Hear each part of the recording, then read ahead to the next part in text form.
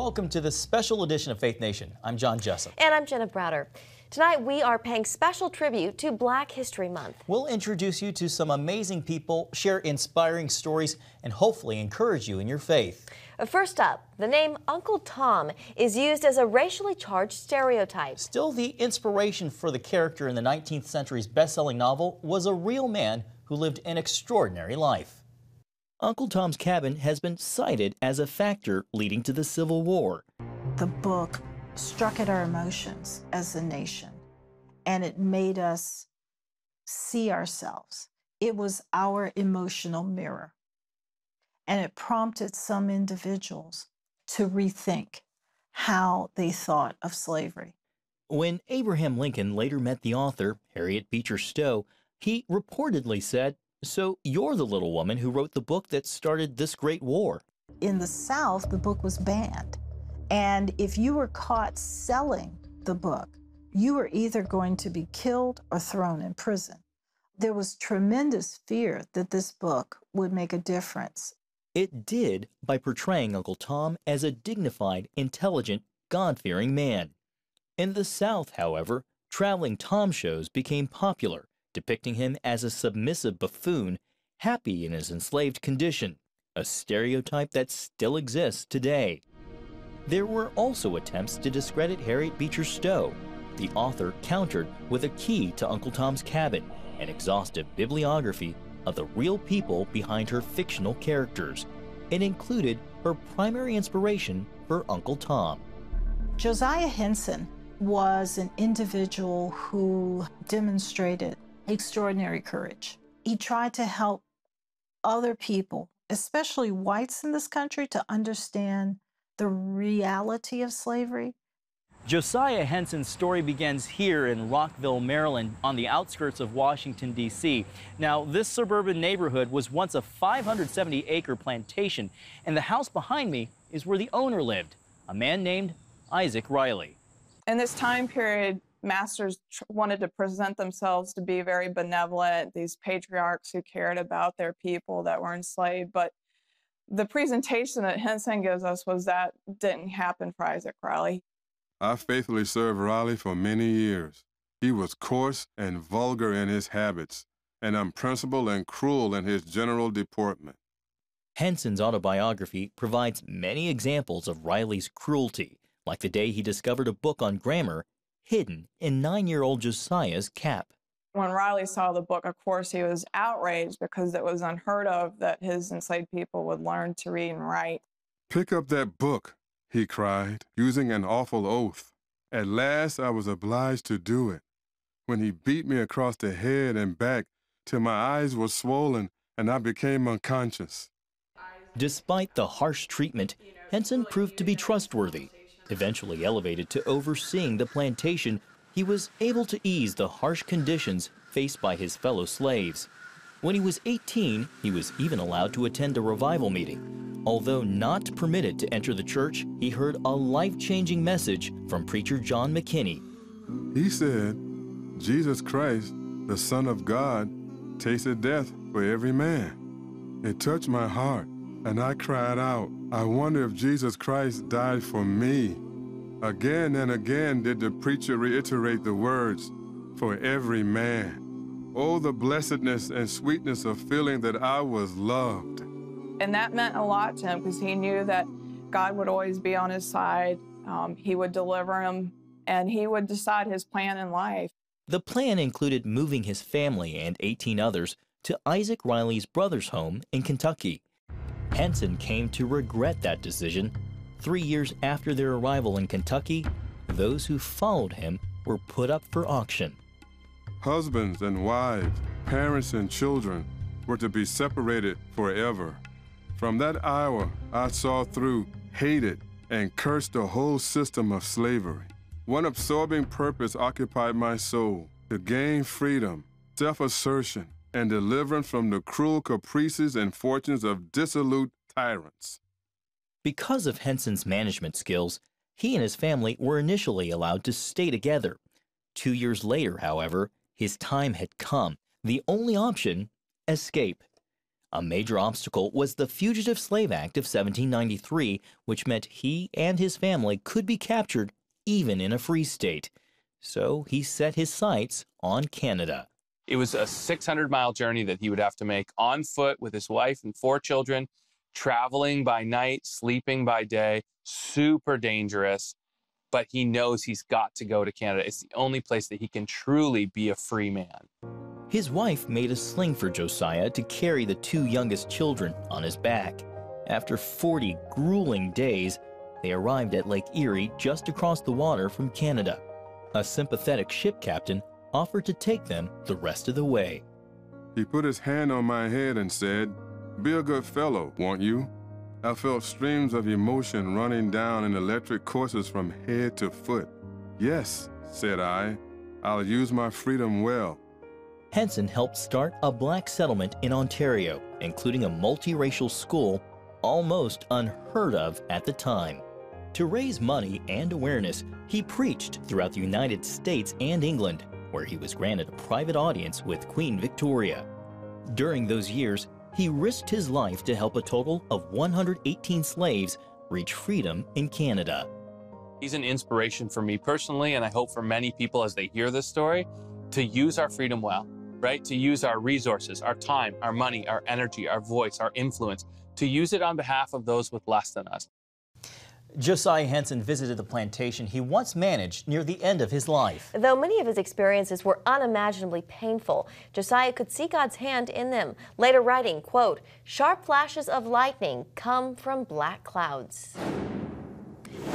Up next, meet Gladys West and see her incredible journey from small-town farm life to laying the groundwork for world-changing technology we all use today.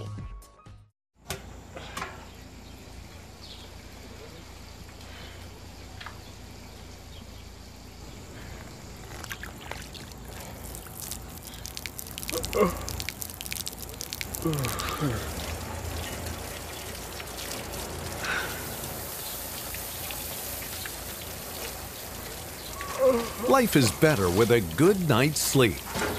Get your free DVD or booklet of Protect Your Sleep as the world watches from the outside. It's a big diplomatic tug of war here in the Middle East. Go inside the story with Jerusalem Dateline. Israeli archaeologists are talking about a discovery that could change the thinking about the Temple Mount. Join CBN Jerusalem Bureau Chief Chris Mitchell and get the biblical perspective on the events shaping the world. What starts in Israel then ends up going to other places. Watch Jerusalem Dateline Friday night at 9:30 on the CBN News Channel. GPS technology is something a lot of us rely on every day to get where we're going. 88-year-old Gladys West told us she never could have imagined where the project she spent years working on would eventually lead. She also gives God the glory for the path she traveled in her life. Here's Charlene Aaron.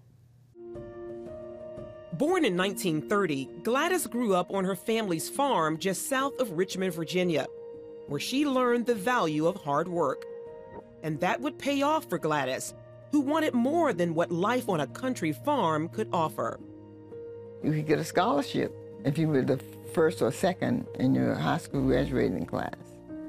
So right off, you know, I was Johnny on the spot, doing all my work all the time. She finished at the top of her high school class, earning her a full scholarship to what was then called Virginia State College, a historically black school in Petersburg, Virginia. The teachers were encouraging me to major in math because they thought that I would be good. Again, Gladys finished at the top of her class and went on to complete her master's. In 1956, she accepted a job at the Naval Support Facility in Dahlgren, Virginia. The space race was just taking off, and computers were the wave of the future. It was really an excitement, you know. They promised us that they would teach us, you know, how to communicate with this computer and all this stuff, you know. So, knowing me, I was ready to, to work hard with it. And work hard she did. With the success of the space program, NASA was beginning to place satellites into orbit. Gladys was tasked to help write and program code needed to process the enormous amount of data coming in. You have a long equation and there are certain coefficients that go along with each term. You have to generate them, get them accurate and all. Our program encoded all those equations, and we checked them out by hand cases and all. And they were passed on to the next level. The work was long and tedious. Every equation checked and rechecked for accuracy. You didn't want to cause anybody else any holdups or any trouble about something that you had done that prevented from making progress.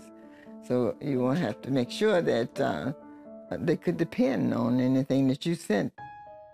It was this tenacity and dedication that drew the attention of the fellow mathematician Ira West. The two dated for 18 months before getting married in 1957.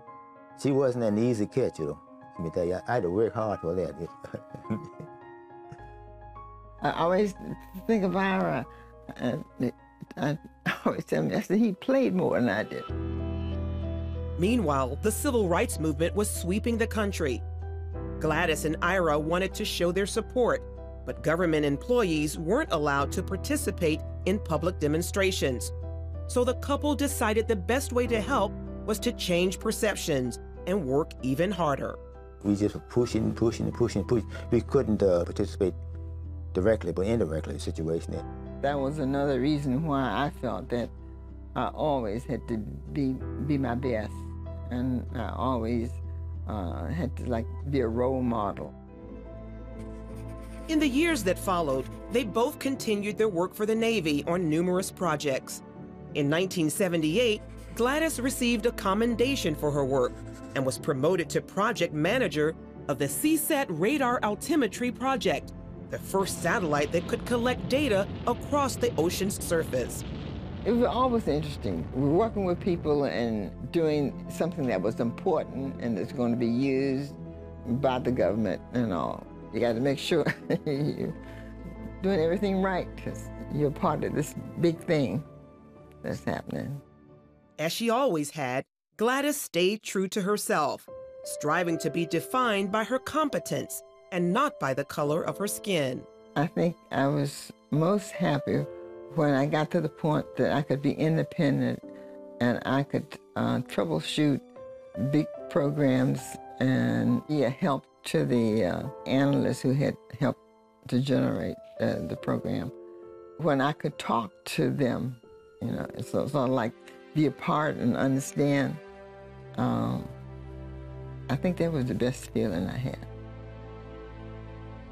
Even after retiring in 1998, Gladys stayed busy, completing her PhD in philosophy and writing her memoirs. For all of her accomplishments, commendations, and recognition she has received over her career, Gladys understands there is only one who she can credit for the direction her life has taken. I think everybody should have God in their lives so they understand. And I can just about see the complete circle. And I can go back and I can look and see what he did and where he put me and where all along. And I was thinking, it's just amazing that I didn't understand at the time exactly what was happening, but he was there and he was doing it. Well, stay with us. Up next, Hollywood takes the story of Harriet Tubman's bravery to the big screen and shines the spotlight on her secret weapon, her faith. On October 1st, 1961, history was made when a tiny station began transmitting the first signals of the Christian Broadcasting Network. CBN, the Christian Broadcasting Network. And now, a new era has begun with the all-new CBN News Channel. Just moments ago, the Iron Dome intercepted an incoming rocket right on the Gaza border. Administering in this area, spiritual warfare is definitely involved. A 24/7 news network, bringing you the news you want from a source you can trust. In Kenya, 40% of the medical services are actually provided by these Christian hospitals. Let's talk about the economy. Believers here are joining together to win people to Jesus Christ. All your favorite shows now in one place.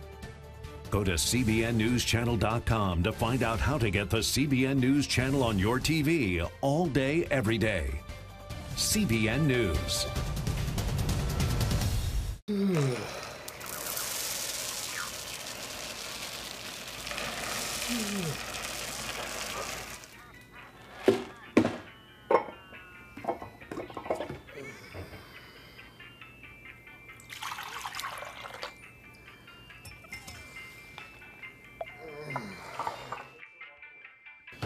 is better with a good night's sleep. Get your free DVD or booklet of Protect Your Sleep today. Life. It's meant to be lived fully. Jesus said it. I came to give you life. Life to the fullest. Life in your family. Life in your finances. Life in your body, mind, and spirit. Life in your everyday. At CBN.com, we're taking what Jesus said seriously. We're here to help you discover life. Life. Live it fully. CBN.com. Welcome back. Well, she was called the Moses of her people, a former slave who had become the greatest Underground Railroad agent of all time. Now Harriet Tubman's extraordinary life story is on the big screen. Ephraim Graham sat down with the film's director and stars to bring us this behind-the-scenes look at the movie Harriet. This is the last known photograph of Harriet Tubman, taken about a month before she died in Auburn, New York, where she's also buried, with the simple epitaph, "Servant of God, well done." The incredible life story behind these 5 final words begins here in Dorchester County, Maryland, where she was born into slavery in 1822 and named Arminta Ross. Today, there's a new mural just outside the town's Tubman Museum and a regular crowd of tourists. Biographer Kate Clifford Larson shares Harriet's story in Bound for the Promised Land. Harriet Tubman, Portrait of an American Hero. Rattle off a quick resume for me of Harriet Tubman. Who was this 5-foot-tall woman? She was the middle child of 9 children of Ben and Rit Ross. She had 4 brothers and 4 sisters, and she had this intensity about her, this love for her family, love for her community, profound, deep faith that guided her and protected her. All of those things made this woman that became the greatest, Underground Railroad agent of all time. I think I'm going to back it off a little bit. That agent's story is now a major motion picture, directed by Casey Lemons. There's not much time. You got to be miles away from here before dawn. Where is she? Follow that North Star. Fear is your enemy. Whoa. Easy now. I'm gonna be free or die. It's almost like my action film, This is my superhero film. Harriet's superpower? Traveling more than 100 miles on foot at least a dozen times to free more than 70 slaves. I don't know if you know how extraordinary this is, but you have made it 100 miles to freedom all by yourself. Would you like to pick a new name to mark your freedom? Harriet Tubman. Seeing your film, reading more about her, it still stuns me that she was illiterate. Yeah, and remained illiterate. And she never learned. She said she didn't have a talent for it. But also she had a more important communication. Tony Award-winning actress Cynthia Erivo plays the role of Harriet. Lord Brodus is your master. And fellow Broadway star Leslie Odom Jr. plays the role of abolitionist William Still. Rescuing slaves requires skill and careful planning. It requires reading, Harriet.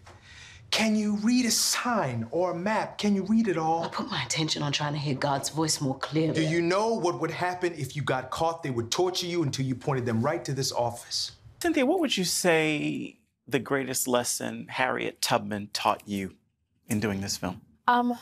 That even when you feel small or insignificant, that you probably have more power than you know.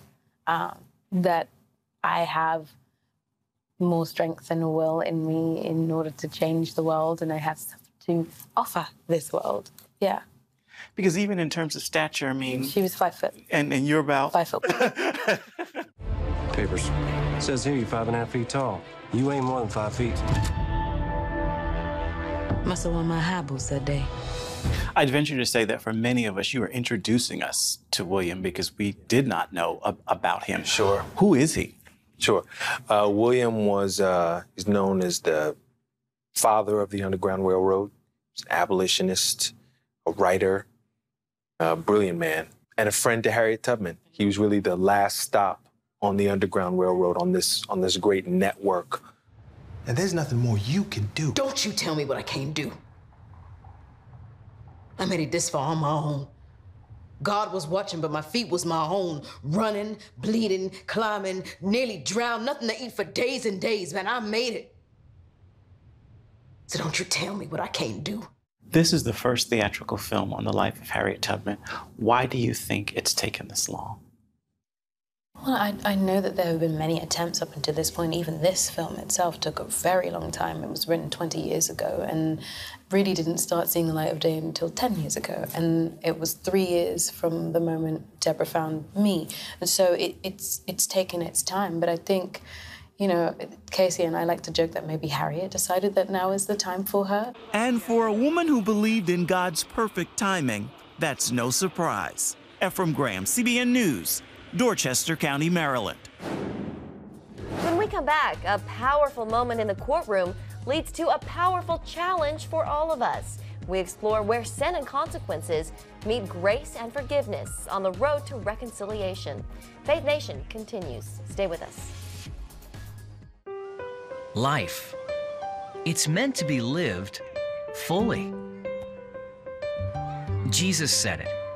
I came to give you life. Life to the fullest. Life in your family. Life in your finances. Life in your body, mind, and spirit. Life in your everyday.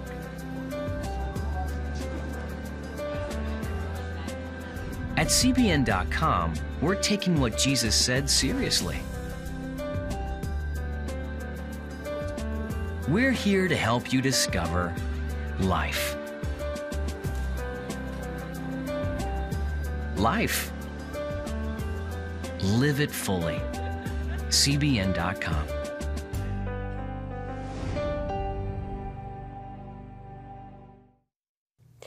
I forgive you. Those 3 words uttered by a man to the police officer who killed his brother caught the world off guard. And it also sparked a conversation about forgiveness and the role it plays in our justice system. It's a conversation so powerful and so needed, we wanted to leave you with it as a final thought for this special program. Here's CBN's Eric Phillips. When 18-year-old Brant John publicly forgave Amber Geiger for his brother's death, he made it clear that he was speaking for himself. Still, many could not understand this act of grace. Even some Christians were conflicted. I forgive you, and I know if you go to God and ask Him, He will forgive you. Those words came about a year after Dallas police officer Amber Geiger killed his brother, Botham John, in his own apartment. After working a long shift, she had somehow mistaken John's apartment for hers and shot him because she says she was afraid. John's little brother then went even further. But I love you just like anyone else. I don't even want you to go to jail. I don't know if this is possible, but can I give her a hug, please? Please? Yes.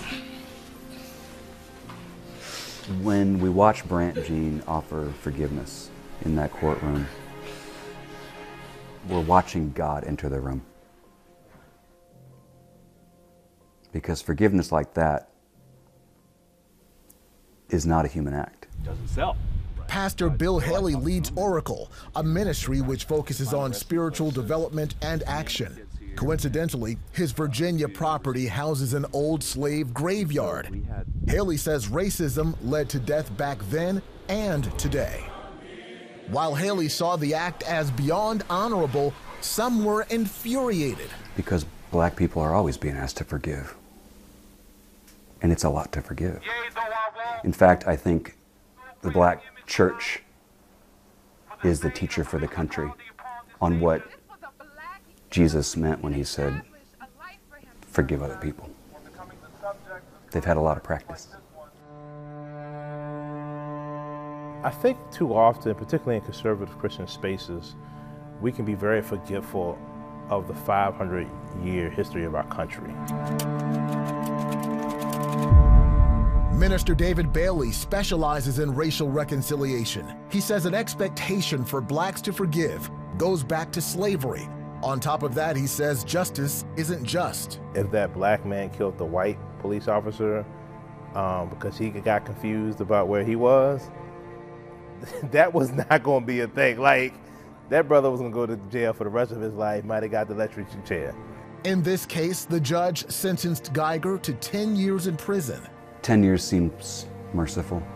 It seems so hard to have a police officer suitably punished for an action that is egregious and clearly over the line.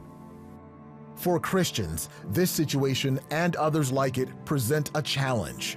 You got to see both the sin and the effects of sin, the consequences of sin, but then you also have to see the opportunities for grace and forgiveness in God. The world saw another example in 2015 after Dylan Roof killed 9 people at a black church in Charleston, South Carolina.